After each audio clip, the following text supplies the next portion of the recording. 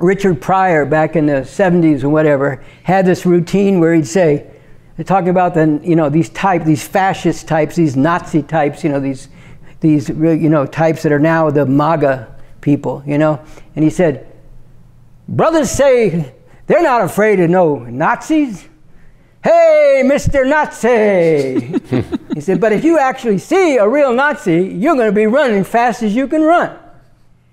Well, and then he went on to say, you got to understand, they got all these people down in the basement, chained up down in the basement. And you don't want to see those people get off the chain and out of the basement, because they are going to come after you, and they're going to come after everything that you hold dear. Well, the fact is, those people are out of the basement and off the chain. We could talk more about why, you know, it gets more, you know, we have to get more into things. But they're out of the basement and off the chain, and they have no intention of going back. So, you know, and then the Republican Party unleashed this base, and now there's this kind of back and forth, or a dialectic, as we say, you know, where the base is imposing necessity on the official politicians to go along with it, and then when the politicians go along with it, then that gives even more encouragement to the base to become even more rabid. And there's no way these people are going to settle for you know, the continuation of limitations, not the ending, just any kind of limitation on white supremacy, male supremacy. You can't have all this gay stuff, all this trans stuff, blah, blah, blah. You know, there's no way they're going to accept any of that, even this impartial and ultimately not that significant concessions. So, you know, they're not going to let a government come to power that is illegitimate in their eyes because it's making concessions to all these things that they think are completely intolerable. And that's why you hear them say, this is war. When do we get to start shooting? All these kind of things. Well, they're not, and you hear the Democrats complaining that the Republicans, you know, are, you know, a threat. You know, even Biden now started to call them semi-fascists. You know, that's about as much as he could go. When they're, you know, just outright blatant and aggressive fascists. You know, white supremacists, male supremacists, all the things I was running down. So the Democrats keep complaining, well, they're not playing by the rules, they're not going by the norms, they're breaking the norms. At the same time, the fascists are openly and aggressively saying, yes, that's exactly what we want to do. We want to break all these norms because these norms are leading this country into a shithole. And, you know, we can't go with that anymore. And so they're not willing to go along with the normal stuff that's been happening. Okay, that's why you could get, besides what's going on in the international arena, with a growing threat, people should wake up, a growing threat of nuclear war, you know, and with the U.S. provoking China, U.S. imperialists, Biden, Nancy Pelosi, provoking China over Taiwan on the one hand and backing Ukraine against, yes, real Russian aggression, but the U.S. is not opposing that because they want to liberate people anywhere. You know, they're the biggest enslavers of people on the entire planet. But what they do want to do, and, you know, the Secretary of Defense openly said they want to weaken Russia. So they're arming and backing and giving intelligence and planning and everything. They're basically using Ukrainian troops to fight Russia at this point, with American and its, you know, NATO allies arming them. This is, and you know, now you got Putin talking about if Russian integrity and territory and the Russian people are threatened, we'll use, he said it twice, we'll use every weapon at our disposal. So that means nuclear weapons. And then the U.S. says, well, if they use even tactical nuclear weapons, there will be a very heavy price to pay, and we've told the Russians what that price will be. What the fuck are they talking about? They're talking about the future and the existence of humanity. With this Russia thing and China thing, you know, and then there's a whole environment which you see what's happening with it. You know, countries, you know, a third of Pakistan underwater, to just cite, you know, in the recent hurricanes, you know, which are worse because of the warming of the oceans and other things. So, you know, all this is going on, and there's no way they can put this all together on the terms in which they ruled it for all this time. And that could lead to something, you know, just think about what I was just talking about, something really terrible. But it also provides an opening, because all this shakes people awake. I mean, look what happened when they overturned Roe v. Wade and the right to abortion. You know, millions of people who went along thinking, oh, they'll never really do that, and things are okay, and things will work out, got really, you know, shaken down to their toes. by what, and people are still extremely upset about this, and these kind of things are going to keep on happening, and this is going to shake people out of the sense that they can just, you know, things are just going to go along the way they always have. They're going to cause people to question things. And then you got the people at the base of society who are always catching hell but are caught up in a lot of bullshit. And life is going to get even worse for them too. And this is where the revolutionaries come in. Because left to itself, all this will go only one way, to something terrible. But this provides a greater objective basis to actually break the hold of this system over people and to win them to see the need to uproot and abolish this whole system, and to understand that we can no longer afford to allow these imperialists in this country or others to have the fate of humanity in their hands with the extremely dangerous and increasingly existential threat that poses to human civilization. And among these basic people right at the you know, foundation of society, the people catching the most hell, we can go to them, and we need to go to them and explain to them what's going on in very simple terms, maybe a little shorter than what I just did.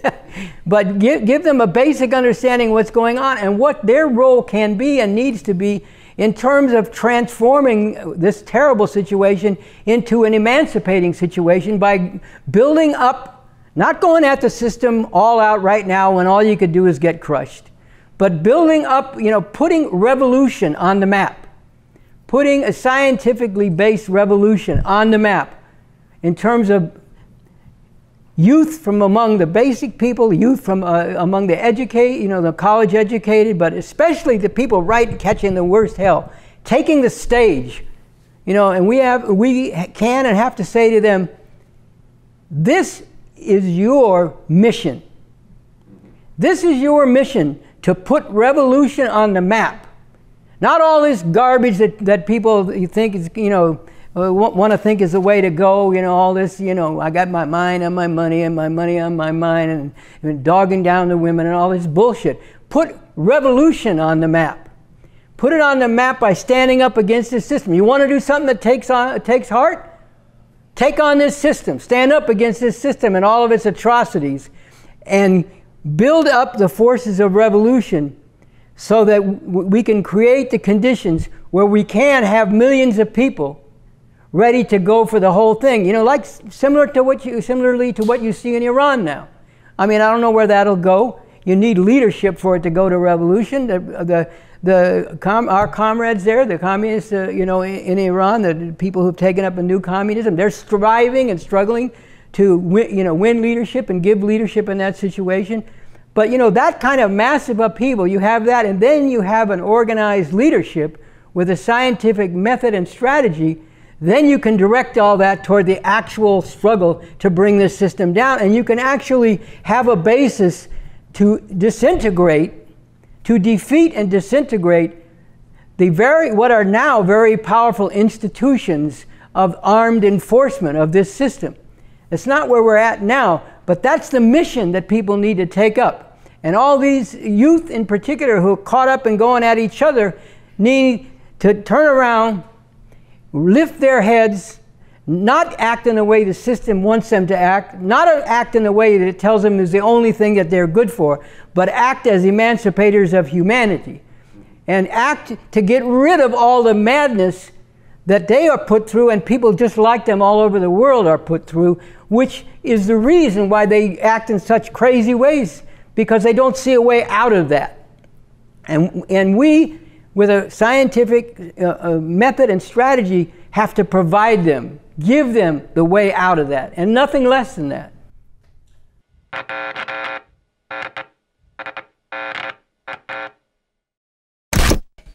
This week, Donald Trump had to appear in a Manhattan courtroom and was arrested and charged with 32 felony criminal charges in association with hush money he paid to a former porn star to cover up an alleged affair.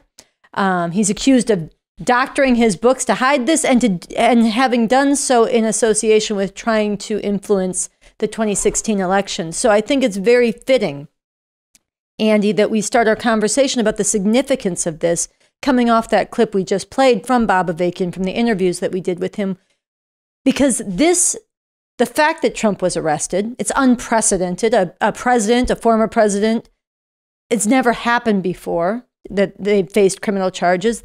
The fact that this has happened is a huge escalation of this extraordinary time that Bob Avakian was speaking about that we're in, when the rulers are at each other's throats. This country is deeply divided from the top to the bottom. And what Bob Avakian spoke about in that clip, where one section of the rulers is fighting desperately to enforce and hold on to the norms and the laws as this country has been governed. And you see that with the section of the Democrats and the ruling structures pressing charges against Trump for just some of his many, many crimes. But the other section of the rulers is saying, fuck your norms. We won't be bound by them. Threatening violence, all kinds of just eager to shred these norms in pursuit of a whole fascist future that they're urgently fighting to bring into being. And I think this case both sits in that context and is an escalation and intensification of that divide. It's an example of the fact that they can't rule in the way they have for 150 years. And people don't pay attention to that question at their own peril, and at the peril of not just people in this country, but humanity. Listen to what Fucker Carlson said. He says, it almost feels like they're pushing the population to react. Probably not the best time to give up your AR-15. And no matter what your politics, that's exactly right. If you believe in our system and you want it to continue, you have to raise your hand and say stop, because this is too great an assault on our system, much greater than anything we saw on January 6th, that's for certain. Two things there. Hold on to your AR-15, and much greater than January 6th. These are people, as we've said, for 6 years now, these people are preparing for civil war. And on the other side, you know, what does Andrew Bates, who's one of Biden's advisors, say? He says, the president's been doing this country's business by keeping his schedule just like any other day of his administration. And we have a whole bunch of things from all kinds of progressives we'll get to maybe later on about who to just, it's all good, it's all good. This is democracy working, this indictment. No, this is actually upping the ante. But I think we should go right to the horse's or the ass's mouth. We should listen to what that wacko said in Waco, Donald Trump. And I said wacko, but I am fully cognizant of the fact that to be a fascist you're not disqualified from being a fascist by being a wacko or a buffoon. That buffoonery and that craziness is part of how you show a social base that you don't give a fuck about the political norms of this country. And 2024 is the final battle. That's going to be the big one. You put me back in the White House, the dream will be over, and America will be a free nation once again.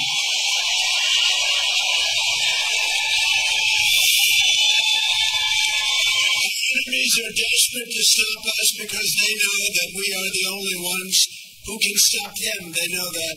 You know, there's never been a movement like this in the history of our country, probably in the history of almost every country. The sinister forces trying to kill America have done everything they can to stop me, to silence you, and to turn this nation into a socialist dumping ground for criminals, junkies, Marxists, thugs, radicals, and dangerous refugees that no other country wants. No other country wants them. If those opposing us succeed, our once beautiful USA will be a failed country that no one will even recognize, a lawless, open borders, crime-ridden, filthy communist nightmare. That's what it's going, and that's where it's going. I used to say that we will never be a socialist country. I said it oftentimes. I said it once at the State of the Union address, and people didn't understand what I was saying. But I'd shout it out loud, and I was right, because that train has passed the station long ago of socialism. It never even came close to stopping, frankly. We're now in a Marxism state of mind, a communism state of mind, which is far worse. We're a nation in decline. Our enemies are desperate to stop us because they know that we are the only ones who can stop them. They know that. This room, so important, the people in this room. They know that we can defeat them. They know that we will defeat them, but they're not coming after me. They're coming after you, and I'm just standing in their way. That's all I'm doing. I'm standing in their way. And that's why I'm here today. That's why I'm standing before you, because we are going to finish what we started. We started something that was America. We're going to complete the mission. We're going to see this battle through to ultimate victory. We will liberate America from these villains and tyrants who are looking to destroy our country. No matter what they throw at us, no matter what they do to us, we will not bend, we will not break, we will not yield. We will never give in, we will never give up, we will never, ever back down. Sunsara, I think we have to let that sink in, and we have to let the audience let that sink in. This is not just the rantings. They're rantings with a message and with a purpose and with a social base that's mobilized. 2024, Trump said, is the final battle. That's going to be the big one. Our enemies are desperate because we're the only ones who can stop them. Sinister forces are trying to kill America. We'll liberate America from these villains and tyrants. This is the language of fascism, with the intent of fascism, and with the people who can actually carry this forward. A base is hardening. And all this idea that this is just evaluating this from within the charges of this economic malfeasance misses the point of what's actually happening here. Yes, the Democrats are filing this indictment, and they may file others, but you are dealing with a force that's determined to rule other than by the rule of law. And this show, the RNL Revolution Nothing Less show, we don't make any bones about the fact that this law in this country and the Constitution that grounds that law is nothing but an exploiter's nightmare for the masses of people, an oppressive system that was founded on slavery and genocide. But there is a point to the rule of law, and this is a complete wiping that off the table to rule by brute decree, brute force, and thuggery, both of the state and of these fascist MAGA thugs. Yeah, I think people really need to. You're right. Let what you heard sink in that quote from Trump and from Tucker Carlson, Fucker Carlson, as you said, much more appropriately. Not a good time to give up your AR-15s. You also look at what Trump did in reaction to the indictment. He put out a picture of himself wielding a baseball bat up against the black district attorney who was indicting him. And this from a man who everybody knows unleashed the January 6th violence, whose followers were brought a noose outside the Capitol. You know, this from a man whose social base has been unleashed. This lunatic broke into Nancy Pelosi's home and assaulted and hospitalized her husband. This is a violent fascist social base, exactly like you're saying. And Trump this not a, they always use that word, the dog whistle. It's not a dog whistle. This is a foghorn blowing. And it's right out there. And people need to wake up to what they're facing, what this means, the white supremacy, the vicious male supremacy, the misogyny that's dripping from this, what Trump's Supreme Court has already done to women's right to abortion, what more is coming down the pike. We didn't play the parts of the speech where he goes after trans people, LGBTQ people, the nightmare that he is threatening and determined to lock into place. And then I think it's worth it. I know you pulled some things from the Democrats too. We have to look at what's the other section of the ruling class and their mouthpieces saying in response to all this. Well, Sunsara, let me just speak to one of these shills for the Democrats and the progressive social Democrats. Chris Hayes said on MSNBC, but I want to then come back and stay a little bit more on what Trump had to say. Anyway, this Chris Hayes, I think this was a tweet, and maybe he said it on the show too. He said, Donald Trump is a very unpopular figure, and the Republican Party tied its fate to him. It's been and continues to be a political disaster for them. Don't overthink it. Don't overthink it. So look, Mr. Hayes doesn't have to overthink this thing. He doesn't have to worry about overthinking this thing, but he's got his eyes blind to the reality of what's actually been developing and is developing now with this fascist movement in this country and the upping of the ante by these trials. And he's blinded also to the history of how fascism developed. And he's also blind in the sense that he's deluded himself and his listeners and his readers to that America can be perfected. and not to look at the actual system that underlies this. But let's just go back to Trump.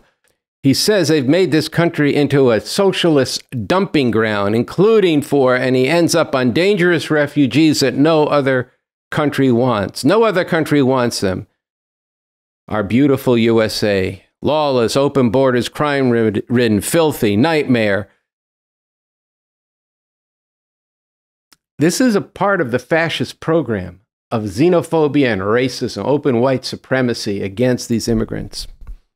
And we know what he did, from the Muslim ban to building the wall to all of this stuff.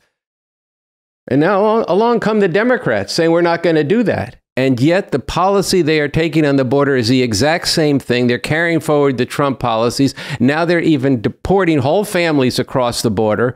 Why? Because they're hypocrites? Well, to the degree they are. But the more important point is that their system has no answers. They destroyed these countries around the world, and particularly in Latin America. People have no futures. They're coming here to be able to survive, and they are treating them and saying, we have no way to deal with you. And this is just one example of why we can't rely on the Democrats here. They want to apply their rules to the fascists, but the fascists aren't playing by those rules, and yet they're doing the same thing. Oh, they took a knee. They took a knee in Kinta in the Capitol, and then 18 months later, they're saying, fund the police, fund the police, fund the police. This system has no answer. And meanwhile, they're playing Russian roulette with potential nuclear war in this conflict in Ukraine, where they're upping the ante up against Russia. And we don't know what will happen.